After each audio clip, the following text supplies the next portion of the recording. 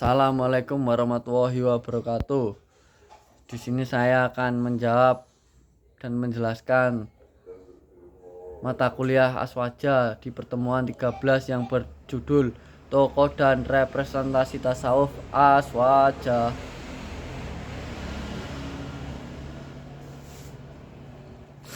Representasi Aswaja. 1.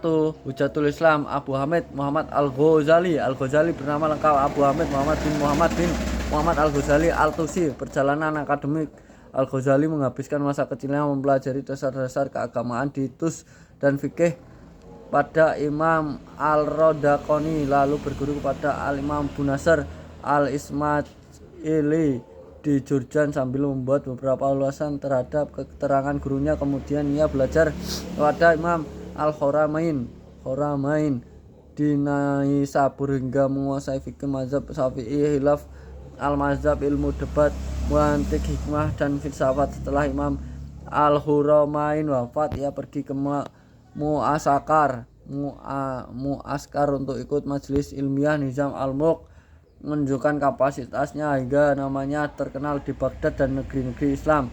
Karena reputasinya, ia diangkat menjadi guru besar dan pemimpin Al-Nizamiyah di Baghdad tahun 4804 Hijriah, memberi kuliah teologi dan fikih kepada ratusan ulama termasuk dari mazhab Hambali dalam waktu 4 tahun ia sukses meniti karir cemerlang.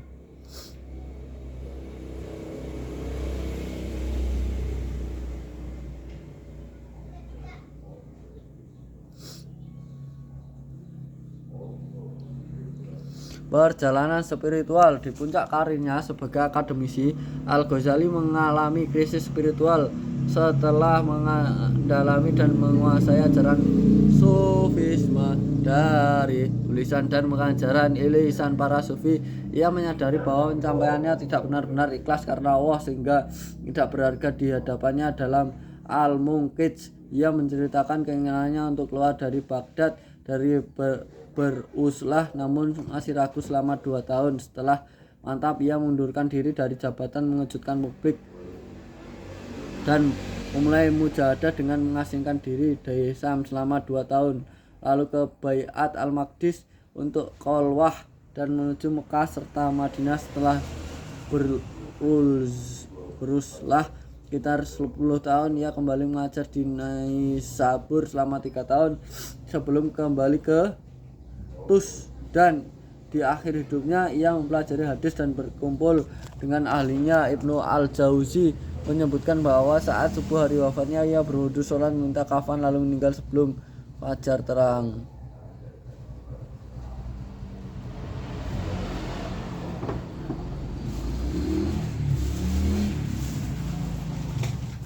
Corak tasawuf Aswaja. Al-Ghazali adalah tokoh yang mempunyai kontribusi besar dalam membela tasawuf Sunni, yakni tasawuf yang dibangun di atas fondasi Ahlussunnah wal Jamaah. Menurut Abu Al-Wafa Al-Taftazani, Al-Ghazali adalah tokoh terbesar pembela tasawuf Sunni melebihi Al-Quraisy,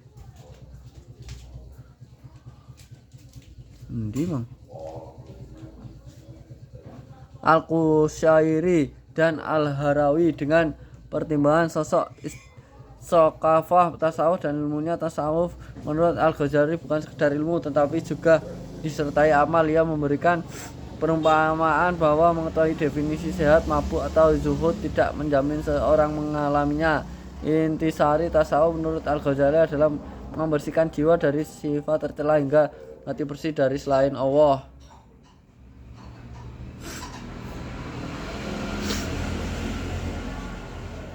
2. Abu Qasim Al-Junaid.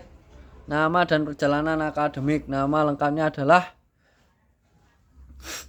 Abu Al-Qasim Al-Junaid bin Muhammad Al-Junaidi. Ayahnya seorang penjual kaca sehingga ia mendapat gelar Al-Qwariri.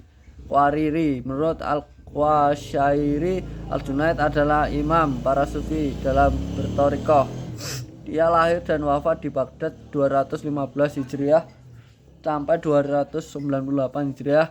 Al-Junaidi berguru kepada 4 tabaqah sufi, masing-masing 30 guru, termasuk pamannya Al-Siri, Al-Sokati, dan Haris Muhasibi. Suatu ketika Al-Siri bertanya kepada tentang rencana belajar setelah darinya Al-Junaid menjawab akan belajar kepada Muhasibi.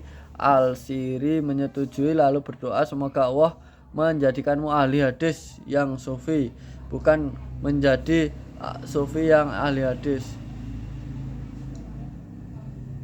Corak tasawuf Al-Junaid adalah tokoh dalam tasawuf Sunni. Ia sangat menentang pandangan-pandangan tasawuf yang bertentangan dengan Al-Quran dan Al-Sunnah. Al-Junaid mampu mengendalikan keadaan-keadaan spiritual yang datang ke dalam hatinya sehingga ia tidak pernah mengucapkan syatah menunjukkan kekurangan dan kelemahan seorang sufi. Soal mengapa Imam Al-Ghazali dan Imam Al-Junaidi menjadi representasi dari tasawuf Aswaja, jelaskan. Oke, saya jelaskan.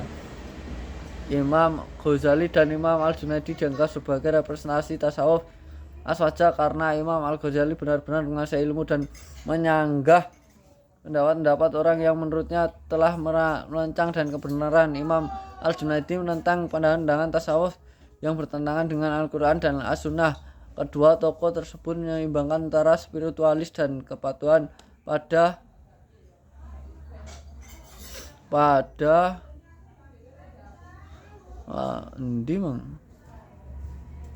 syariat Islam serta menolak penyimpangan yang dapat menjatuhkan umat dari ajaran yang benar. Terima kasih untuk pertemuan ke-13. Wassalamualaikum warahmatullahi wabarakatuh.